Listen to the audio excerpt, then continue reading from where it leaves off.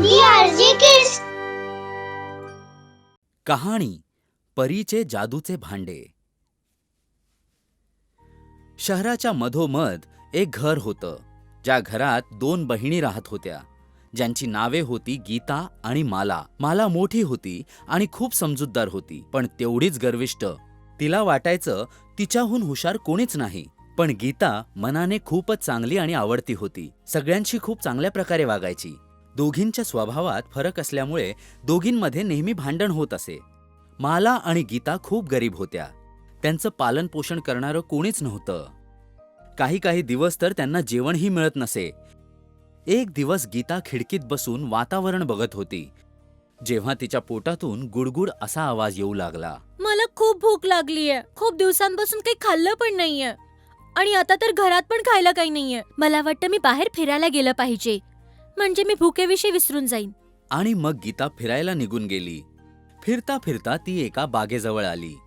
तिच्या हातात फक्त पाण्याची एक बाटली होती. ती खूप वेळ फिरत होती, पण खूप दमली पण होती. म्हणून तिने थोडं थांबून आराम करायचं ठरवलं. बाप रे, मी खूप दमलीये आणि तहान पण लागलीये. थोडं पाणी पिऊन घेते. तेवढ्यातच एक काळ्या कपड्यात म्हातारी बाई गीताकडे चालत येते. ती बाई दिसायला खूप भयानक होती. तिला बघून गीताला पळून जावेसे वाटले, पण तरीही ती तिथेच थांबली.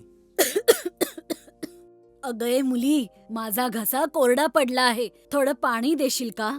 मी 2 दिवसांपासून पाणीही नाही प्यायले आणि मला खूप तहानही लागलीये. ती म्हातारी बाई खूपच भयानक होती, पण ती खूप जोरात खोकत होती. हे बघून गीताला दया आली आणि तिने तिच्या पाण्याची बाटली त्या म्हाताऱ्या बाईला दिली. हो नक्कीच, तुम्हाला खूप तहान लागलीये. जेवढं हवं तेवढं पाणी प्या. मुली, तू किती चांगली आहेस. तुझे हे उपकार मी कसे फेडू? आणि तेवढ्यातच ती म्हातारी बाई एक सुंदरशी परी बनली. तिला बघून गीता खूपच अचंबित झाली. अरे बाप रे, आता तू मला सांग तुझी काय इच्छा आहे. आता तुला जे हवं असेल ते मी तुला वरदान देईन. खरं सांगायचं तर मी आणि माझी बहीण एकटेच राहतो आणि खूप गरीब आहोत. कित्येक दिवस तर आम्हाला खायला सुद्धा काही मिळत नाही. जेव्हा तू घरी जाशील तेव्हा तुला एक पातेलं दिसेल. ते एक जादूचं पातेलं आहे. जादू? हो, जादूचं पातेलं. त्याला बघून तुला फक्त एवढंच बोलायचं आहे, भूक लागली आहे सिमसिम. आणि मग त्यातून तू आणि तुझ्या बहिणीसाठी जादूने स्वादिष्ट खीर प्रकट होईल आणि मग तुम्ही पोटभर खाऊ शकता. आणि जेव्हा तुमचे पोट भरेल तेव्हा त्या पातेल्याकडे बघून पुन्हा एकदा म्हणा, पोट भरलं सिमसिम. आणि मग तुम्हाला कधीच उपाशी राहावं लागणार नाही. मी तुमचे उपकार कसे फेडू?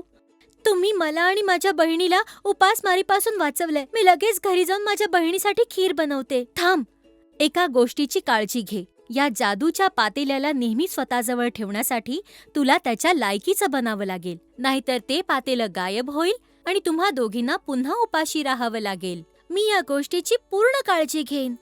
धन्यवाद. पोट भरून खा गीता. आज तुला उपाशी पोटी नाही झोपावं लागणार. अरे, पण तुम्हाला माझं नाव कसं माहित?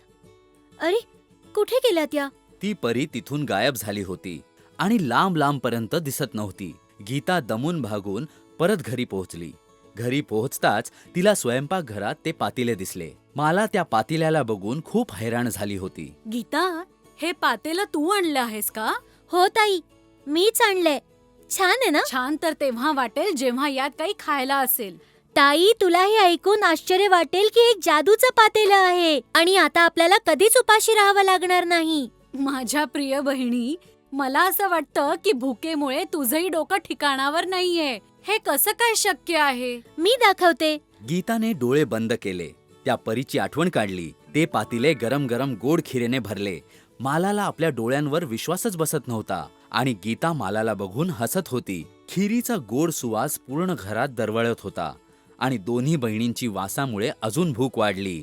दोघींनी खायला सुरुवात केली. ही त्यांच्या आयुष्यातील खूपच स्वादिष्ट खीर होती. दोघी बहिणी रोज पोट भरून खीर खात होत्या, कारण खीर एवढी स्वादिष्ट होती की त्यांना दुसरे काही खावेसे वाटतच नव्हते. एक दिवस गीता बाहेर फिरायला जायचा विचार करत मला असते. जाण्याआधी ताईला खीर थांबवण्याचा मंत्र सांगावा लागेल, पण मलाच तो मंत्र आठवत नाहीये.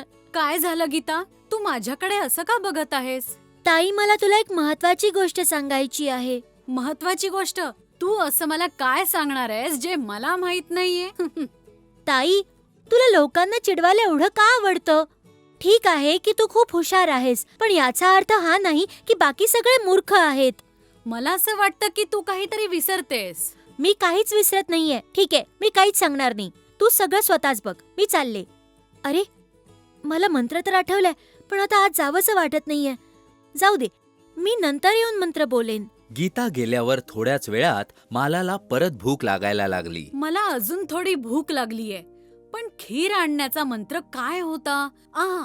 आठवला. भूक लागलीये सिम सिम.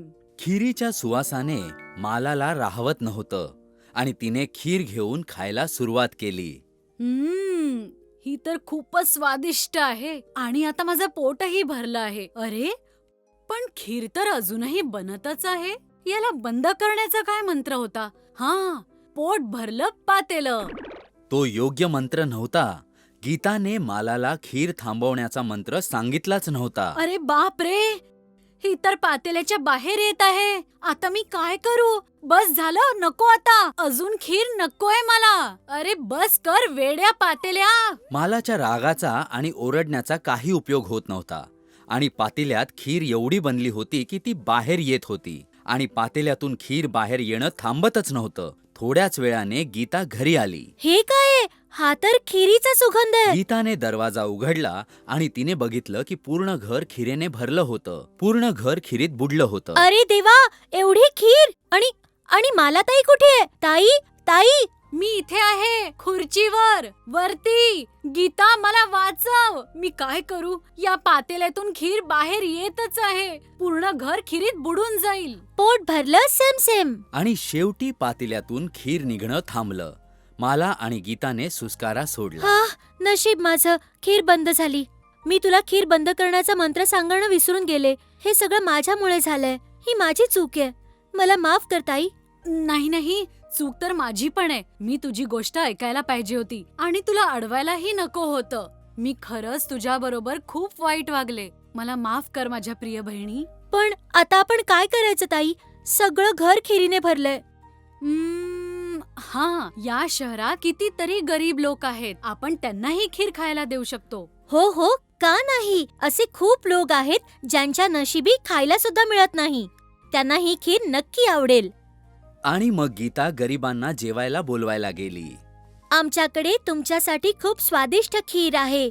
मला खात्री आहे तुम्हा सगळ्यांनाही खूप आवडेल.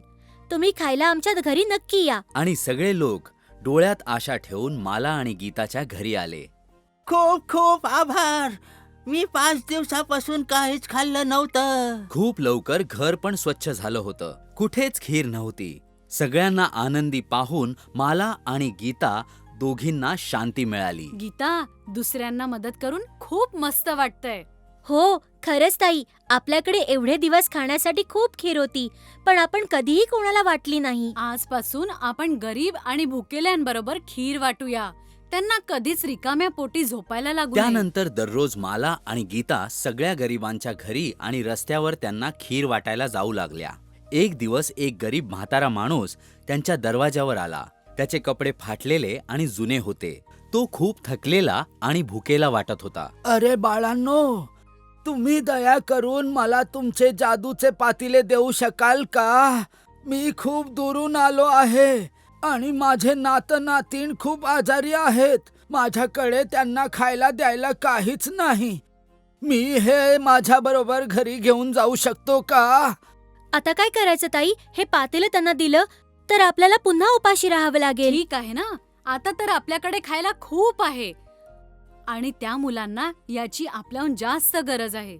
तुम्ही हे पातेलं घेऊन जा आणि तुमच्या कुटुंबाला पोट भरून खायला घाला. मी आशा करते तुमचे नातवंड लवकरात लवकर बरे होतील. आणि हे ऐकल्यानंतर तो म्हातारा माणूस परीमध्ये परिवर्तित झाला.